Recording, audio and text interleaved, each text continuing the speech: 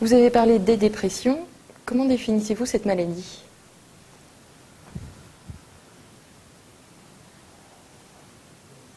En quelque sorte, la maladie, au premier sens, est assez facile à reconnaître. C'est la perte d'énergie, la perte de plaisir, la perte d'envie de faire des choses. C'est-à-dire que les gens ont tendance à se replier, à s'isoler, à réduire leurs relations avec leur entourage, à avoir un certain nombre de difficultés corporelles, que ce soit des troubles du sommeil, des troubles d'alimentation, des douleurs, un certain nombre de perturbations qui se concentrent à ce moment-là. Il y a aussi habituellement beaucoup d'anxiété, beaucoup d'angoisse, c'est-à-dire de peur de ce qui va se passer, du futur, de l'avenir. Alors ça, c'est le tableau général des dépressions. Je crois que c'est important de distinguer deux formes de dépression, des dépressions extrêmement sévères, qu'en France on appelle la mélancolie et qui doit être reconnue, donc ce sera un moment aussi pour en parler, et qui nécessite des hospitalisations et des traitements médicamenteux rapidement, ça c'est une chose. Il y a aussi des formes de dépression dont on parle plus aujourd'hui, qui sont des dépressions bipolaires, qui sont des formes plus rares, enfin plus rares que la dépression générale, mais qui sont des formes qui sont répétitives, avec des gens qui font des épisodes dépressifs de nombreuses fois dans leur vie. Et puis enfin la dépression unique, la dépression de base, on pourrait dire. Aujourd'hui, on distingue des dépressions donc très sévères, moyennes, des dépressions légères, une sorte de gradation comme ça, avec aussi une gradation de l'arsenal thérapeutique. Maintenant, on a découvert aussi que cette manière de présenter les choses est intéressante, mais pas suffisante.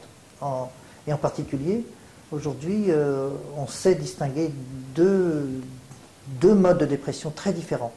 On va parler des dépressions aiguës, des dépressions qui sont relativement récentes, le plus souvent, qui ont quelques semaines, voire quelques mois, des dépressions qui sont les plus angoissantes, les plus déstabilisantes, les plus perturbantes, qui arrivent parfois chez des gens qui ne s'y attendent pas du tout, qui peuvent survenir comme ça de manière assez abrupte. Donc ces dépressions-là qui sont intenses, qui sont déstabilisantes aussi pour les soignants, sont finalement les plus faciles à soigner, parce que ce sont des moments de la vie, elles sont souvent liées à des moments de la vie, des moments de changement, c'est-à-dire que l'individu est confronté à un moment de sa vie où il doit s'adapter. Ça peut être la naissance d'un enfant, ça peut être de quitter le domicile familial, ça peut être une difficulté professionnelle. Et ces dépressions signent une nécessité de changer quelque chose dans la façon de vivre, sauf que le patient ne sait pas ni quoi ni comment.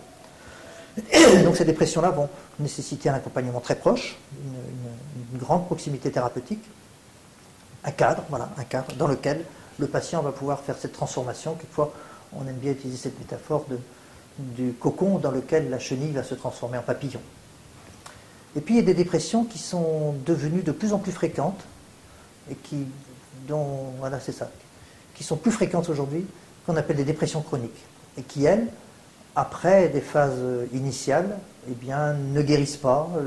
Les gens prennent des traitements, les arrêtent et rechutent, et recommencent, ou bien rentrent dans un système dépressif qui peut durer des mois, des années et des années. Et ces dépressions sont cette fois-ci très épuisantes, très fatigantes.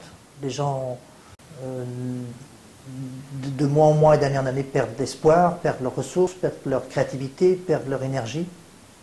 Et pour ces dépressions-là, la relation thérapeutique est toujours absolument fondamentale, mais il faut ici avoir des propositions thérapeutiques, on va dire, plus dynamiques, pour provoquer en quelque sorte, provoquer une mise en route, ou une remise en route de leur système mental, physique, relationnel. Et